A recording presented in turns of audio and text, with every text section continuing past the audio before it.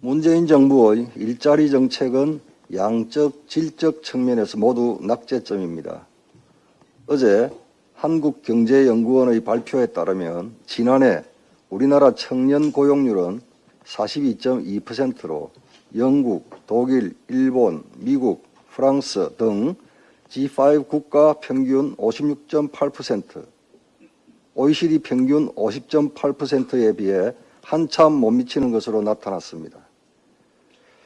고용률뿐만 아니라 청년층 4명 중 1명은 사실상 실업 상태로 청년 체감 실업률이 25.1%에 이르렀는데 청년 구직 단념자도 2015년 대비 2020년 18.3% 증가한 것으로 조사되었습니다.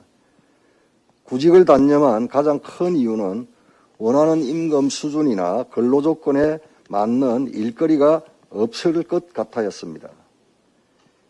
일자리 부족 사태의 원인은 현실을 직시하지 못하고 기본적인 경제관념도 없고 규제 일변도의 경제정책만 쏟아내는 문재인 정권 그 자체입니다.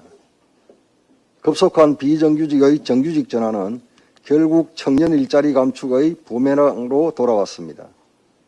청년들이 선호하는 공기업들이 비정규직의 정규직 전환으로 인해 신규 채용 규모를 최근 3년간 연평균 신규 채용 규모 대비 절반가량 대폭 축소했다고 합니다.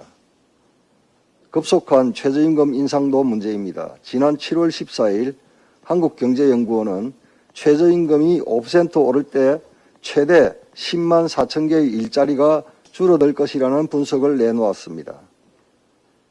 그런데 문재인 정부 첫 해 6,470원에서 출발한 최저임금이 5년간 41.6% 올라 내년에 사상 처음으로 9,000원을 넘어서게 되었습니다.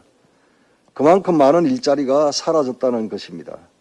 이처럼 문재인 정부는 정책 부작용에 대한 치밀한 고민 없이 과속 페달만 밟았고 그 결과 양질의 일자리들이 사라지게 된 것입니다.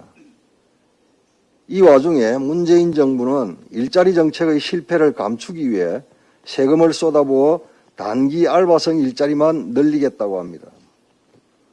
고용노동부는 어제 사회적 경제 판로 지원 대책을 통해 2023년까지 취약계층 일자리 2만 5천 개를 창출하겠다고 발표했습니다. 이것은 재정에 의존하는 세금 일자리이고 청년들이 원하는 일자리가 아닙니다. 문재인 정부는 좋은 일자리 창출의 주체는 정부가 아니라 민간임을 명심해야 할 것입니다. 지금이라도 기업의 경쟁력을 위축시키는 각종 규제를 과감하게 완화하고 4차 산업혁명 시대에 맞는 산업발전과 일자리 창출이 이루어지도록 제도 개선에 나서야 할 것입니다.